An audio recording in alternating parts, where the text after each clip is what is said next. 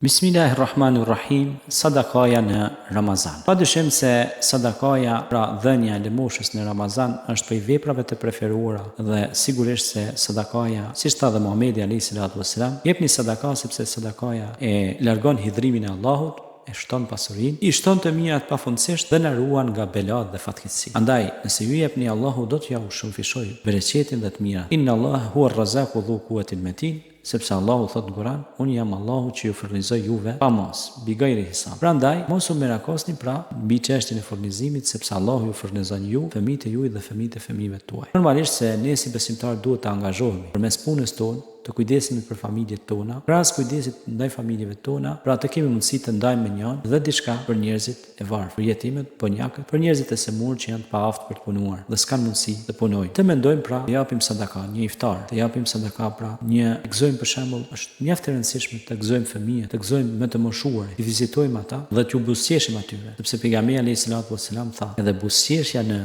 fytyrën tuaj është sadaka. Buzëqeshja pra që e bën për hir të Allahut ndaj besimtarit ndaj besimtarit dhe besimtarit ndaj besimtares, pra është sadaka. Pra, nëse ti buzëqesh, padyshim që ti ke dhënë një sadaka. Sadaka është të ndihmosh më të moshuarit, kanë çanta të rënda në duart e tyre. Të ngarkosh, pra, siç thot pejgamberi alayhis salam, sadaka është çdo ditë që lind dielli, të pajtosh dy veta është sadaka, të ndihmosh në ngarkim pra të mjetit udhëtimit, pra për shembull ushqimet ose turbat ose çantat e ndryshme. Nëse ndonjë i moshuar nuk mundet t'i çoj vet, ti ndihmosh për hir të Zotit. Pra ti kërkosh leja, mund të ndihmoj, ti ndihmosh, pra është sadaka. Sadaka është largimi edhe një therrë nga rruga, një pengesë, një guri, çkado që është që pengon kalimtarët ose mjetet e udhëtimit. Sadaka është largimi edhe i mbeturinave, hedhurinave nga rruga, nga ambientet publike. Sadaka është të flasësh mirë. Sadaka është të ligjërosh mirë, të motivosh të tjerët, të këshillosh të tjerët, të mësosh të tjerët nga dija që ti e posedon. Sepse Allahu është ai i cili na dha